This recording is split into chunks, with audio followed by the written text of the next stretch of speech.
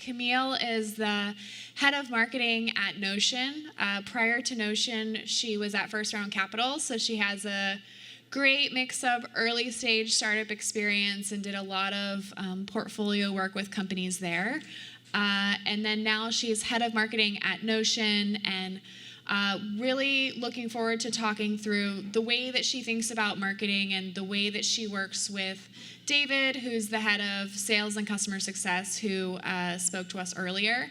So thank you so much for joining. Thank you so much for having me. And this morning, so I'll give you a little bit of context. This morning, we've had a number of talks where essentially there's this macro shift where new people are entering B2B. We're not even really calling it B2B. It's basically building consumer-grade products in the workplace. Mm-hmm. And Claire Beard, who was previously the head of marketing at Envision, she spoke about the importance of brand and community and a lot of these changes that we're seeing where rather than selling software top-down, we're now basically competing head-on, or we need to be complementary with brands like Allbirds and Peloton and all of these great sort of brands that have been built in the past 5 years. So I'd love to get a sense for, how you're thinking about marketing at Notion, which Notion falls into that category where you have 1 million users. Is it 1 million users? Yeah, over 1 million. So you have 1 million people using the product, primarily people who start in single player mode, who they want to try it for themselves. They have their own use cases. They may or may not be using it for work, but they love that overall productivity angle. Yeah. So I'd love to learn how you thought about the role, because you essentially created it. You were the first, marketing hire there. How do you define marketing at Notion, and how is it potentially different from some companies you worked with at First Round? Absolutely. I think that Notion is special in the way that we're seeing a lot of companies be special. If you think about Figma and Slack and Zoom and even like Dropbox back in the day, sort of setting the tone, where you have to really engender an emotional response in your audience in order to motivate them to use it as a single player, to use it as a multiplayer. You want somebody to respond in an emotional way that they can easily transfer to their team of people or to whoever that buyer is internally. And of course, resource them. Like so much of what we're doing with the marketing program at Notion is resourcing people to be able to tell the story clearly to whoever would buy it for more of a team application. So a lot of content, in other words. Which is great. I'm laughing because there are a number of companies in the audience where they're in a very similar position where they're sort of defining a new category. And part of the things that they're thinking about from both a product and marketing perspective is how do you communicate, basic features and functionalities, but also provide more of an education layer, and how do you balance things that are interesting and things that will be more of top of funnel activities with more mid funnel and sort of activation content that gets more product specific. Yeah, and I think that the real challenge there is if you have a limited number of hands, how do you cover all of that ground, which I'm sure some folks in the audience are maybe facing. I'm certainly facing it. You want to be able to repurpose as much of your content as you possibly can. So what you do develop for top of funnel generation, like whether it's case studies or features on new product launches, you want to be able to actually take that language and then spin it for that mid-funnel appeal. So, for example, if you have a case study that you're using in order to generate this top-of-funnel interest among a certain segment of customers, how can you then identify that segment in an email list of people who have already signed up for the product and then determine when you can deliver that same content to them in a way that'll push them even further down the funnel? So that's something that I'm deeply engaged in right now, is figuring out what customer stories are good for generating interest to people who've never used Notion before, and then how can I connect that still with people who are already existing users. Yeah, that's really cool. Are there ways that you're thinking about land and expand strategies? So do you have individual users who have started using Notion and potentially there are ways for you to leverage them and start selling or start, driving cross-team collaboration? How do you view the intersection of solo users and start to think about what are some tactics and some levers you can pull to get multiplayer users even across different teams? I think you want to be really explicit about it, even. Like, I know that Slack has this marvelous presentation that's on one of its marketing sites that's literally like, show this to your boss. And I think that that is just so smart to like say, this is the resource that you should use in order to make this argument on our behalf. Sure. Because it's so direct. It's not sort of like being cagey or suggesting gently what somebody should do with it if that's their actual goal. But the other thing that we've done is like lean really strongly into community. We've sort of seen this sort of cult-like hype around Notion that we really want to harness and take hold of. And instead of us throwing events for them, it's been more about how can we support them to organically create events out there of all different sizes and scales. How can we get them to create events at their workplace so that other people can sort of cruise by and say, what is this? What are you working on? And then also figured out how we can orient content in ways where it sort of touches other groups inside a company. So one of our biggest content plays has been templates.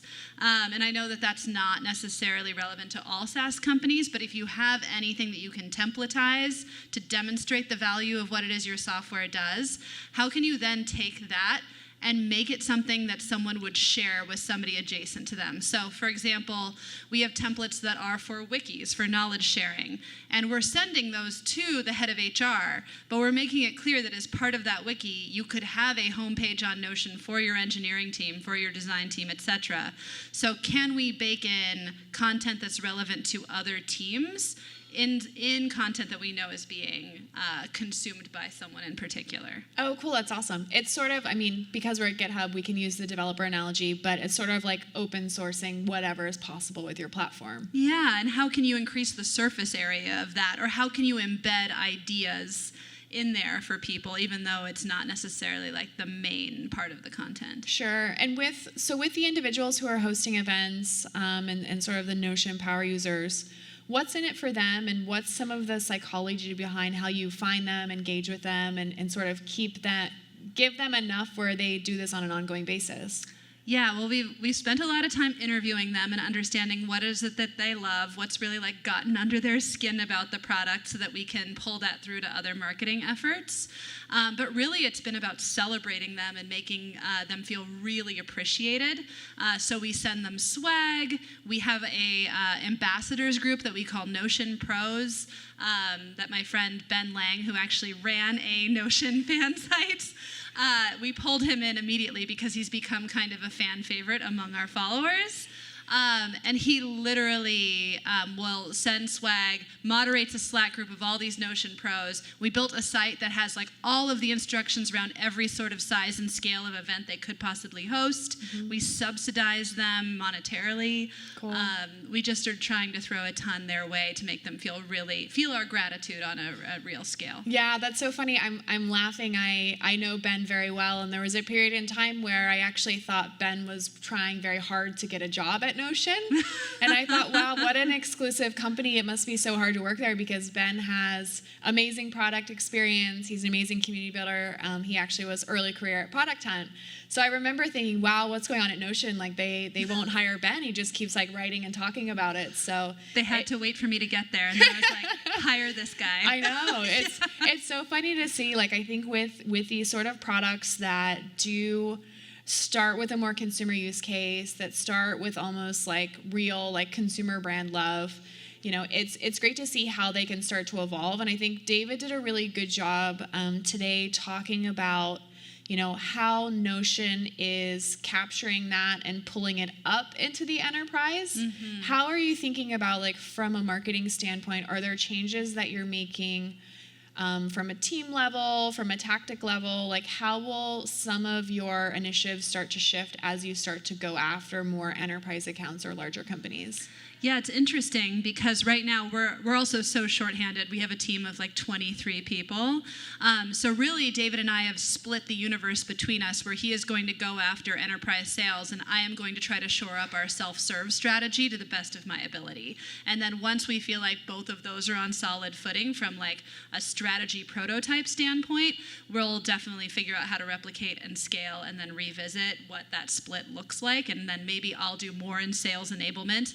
But for the time being, this is all about how can somebody interact with enough consumer education, enough well-placed consumer education, both in the product and email that sort of meets you where you are, that you feel able to capably self-serve even on a team scale. Yeah, that makes sense. What do you feel like have been some of your greatest challenges being the solo marketer and being someone that was very new to the team?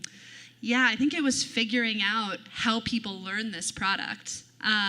And that required talking to so many customers and asking them very specifically for me to watch them walk through the product and what they do on an everyday basis, and then ask them why they weren't using certain features, why they were doing certain workarounds the way that they were, what they felt like they still didn't know, where they often got stuck, where they were stumped often without feeling like they had any recourse. So that was so much of the early part of the job, was just getting my bearings and how to talk about this thing, and actually disabusing, I think, the organization of a few things that they assumed were going to work out on that level. So like, for example, with Notion, how many of you here are familiar with Notion, the product, or used it?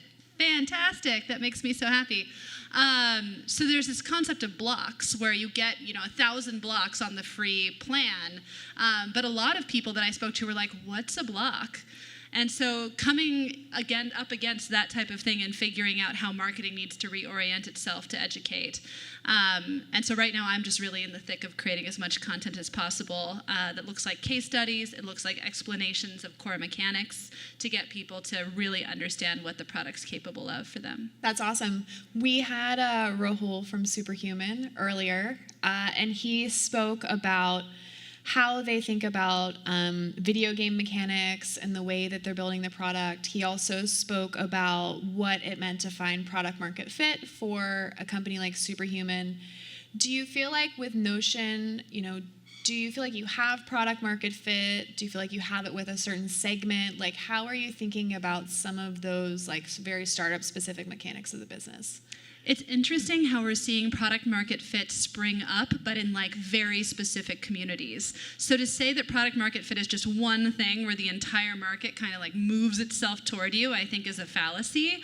But instead you see fit sort of emerging with communities of different sizes and magnitudes. And so, obviously we feel like we've hit it with Silicon Valley, and particularly the engineering, product, and design segments within Silicon Valley. But there are so many products that are just being built by us for people like us that the real challenge is to break out of that. And so we're looking toward all of the other signals of product market fit along the horizon, which is, self-improvement, a lot of task management, wiki knowledge base being a core use case for a lot of non-traditional or non-tech customers. So how can we help nurture them and turn those into stories that are then examples for a lot more people in those segments? Yeah, that's awesome. Do you find, are there specific questions that you ask in user research? Like, do you want to know what technology they use today? Do you want to know, are they ripping old technology and replacing it with Notion? Or how do you get a sense for like how you fit into the broader tools that they're using in the workplace? Yeah, we definitely ask them, how have you accomplished certain tasks before? So we identified 3 primary use cases for Notion, which is the knowledge wiki base, project management, and then notes and docs. And so we'll always ask, what are you using for those particular use cases in your life now? Or what is it that you migrated away from to try us out? But from a marketing standpoint, I'm actually more interested in like what other brands really light people up. And I don't know if this is advice that's already been given earlier today. Love it. But do you love outdoor voices? Do you love Prose shampoo and conditioner? Like, what is it about those brand identities that really move you? Because I think so much of successful marketing, and increasingly successful marketing for SaaS and enterprise, is all about how you make people feel, or how you make them understand themselves or project a certain part of themselves.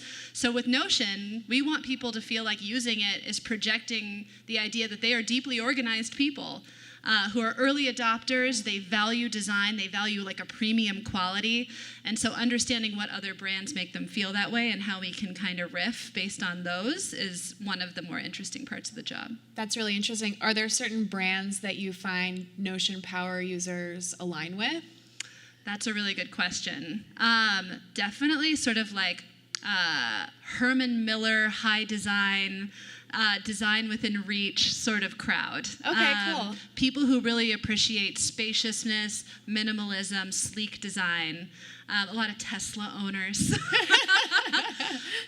So how can we borrow from the look and feel of a lot of those campaigns? Yeah, it's awesome. And you can definitely see that from the thoughtfulness and the way that the product has evolved as well. I think the use of even shortcuts and emojis and sort of the very simple use of templates has been something that's definitely shown through in the product as well. Awesome. That's really good to hear. Yeah, we try to build everything to feel kind of timeless and really elevate the design and make people feel like they're capable of building beautiful things on their own too. Yeah, that's awesome.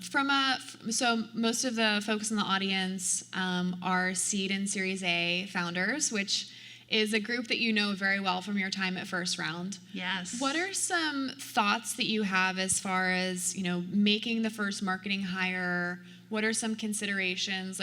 How do you view that maybe, how has that changed in the past 5 years? Because I know there's been a lot of shift from moving away from lead gen and demand gen into more almost brand and community building. What are some suggestions that you have for early stage SaaS companies? Yeah, that's a great question. And I think I saw that shift occur during my time at First Round. I joined in 2013, and in the matter of that many years, we saw people really moving away from just paid marketing, dumping their entire marketing budget into paid marketing that would drive people to landing pages where they just fill in their information, to much more consultative, content-oriented storytelling. And so I think from a first marketing hire standpoint, who you want, it used to be somebody who was an all-purpose athlete who was able to do all of that, including the quantitative stuff. And now I think you want somebody who's going to be there to help you solidify your core messaging and be really smart about what stories you should be telling, who's also a really great interviewer. So the profile I might recommend is somebody who was a journalist earlier in their career and has a native sense of story arcs and also how to pull information out of people that'll be valuable later on. So somebody who was a journalist but then has probably had at least one brand marketing job in order to get them to that level of seniority. Yeah, that's great. It's funny, Claire Beard, who was previously the head of marketing at Envision and now head of customer programs at Twilio, she said the exact same thing. She said journalists are great also from a problem-solving perspective, whereas you start to think about, if you're looking for that all-purpose athlete now moving into more, someone who can help on the community and even education side. She's journalists know how to solve problems and they know how to ask tough questions. So. And they know how to explain things, yeah. Which I think breaking down products and really understanding how someone grasps them is such a unique skill. Yeah, that's awesome. In terms of the way that you're thinking about Notion, I know it's a very small team, small core team, but you've also recently raised a very large round. So how do you think about how will the marketing org potentially evolve, and what are some things that you're thinking about to get you to that next phase of growth? I think it's all about having a few more sets of hands in order to cover the ground with all the content that we need to do.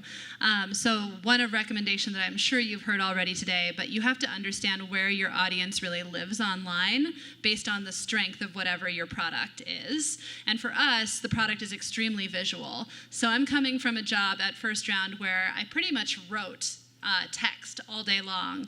And suddenly at Notion, it's abundantly clear that video is going to win the day.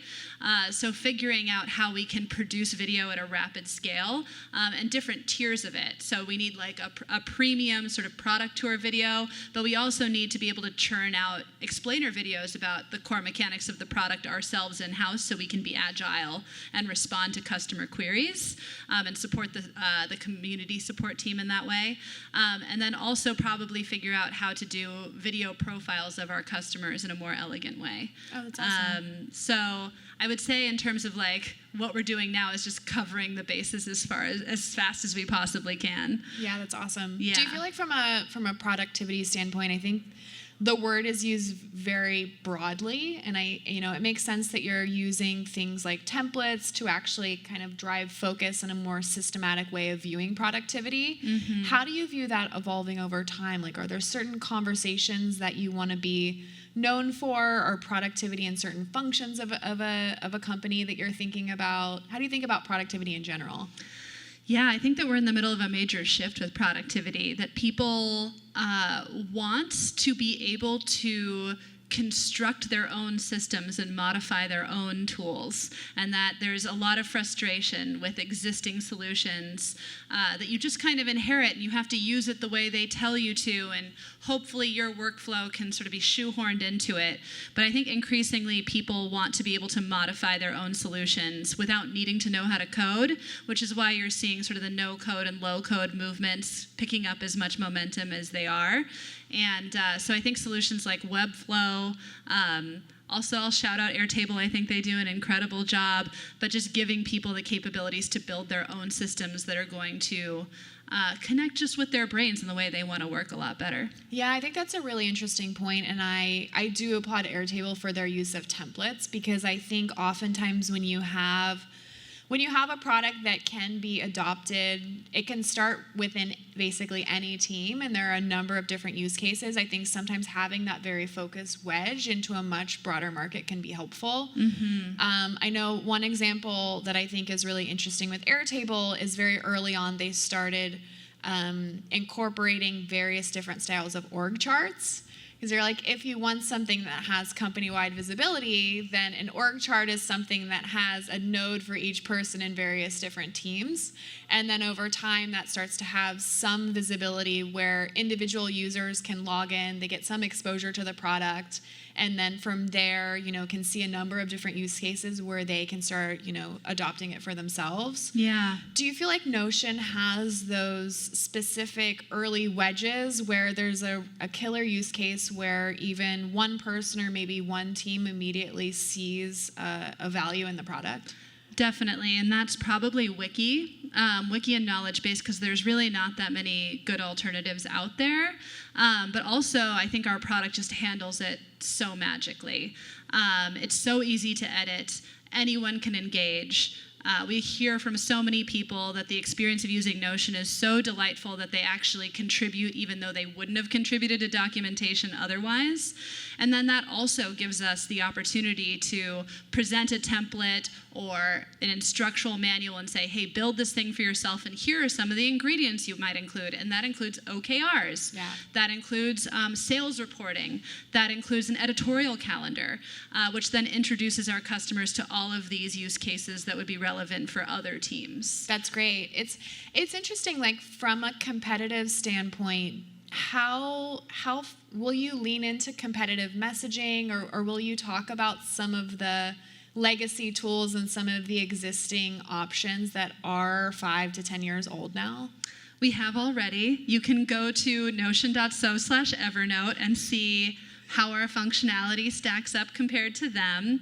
They are the behemoth of note-taking, so definitely on our radar. I don't think that our messaging is going to be deeply competitive. I think that it's more about how Notion is probably the most flexible canvas you can find in order to assemble the functionality of a buffet of many other tools you might otherwise use. Do you view Airtable and other more modern platforms as being fairly competitive, or do you view Notion having the flexibility and maybe integrations to adapt to a number of different workflows? Yeah, we don't consider them competitive right now. I think we're going after different markets to a large extent. They're very much so in the database structured data arena. We handle both of those things. So I would say that there's also just like a plenty big pie out there to slice away from. Yeah. So right now, I think we're just excited that there's so much interest in the space. That's awesome.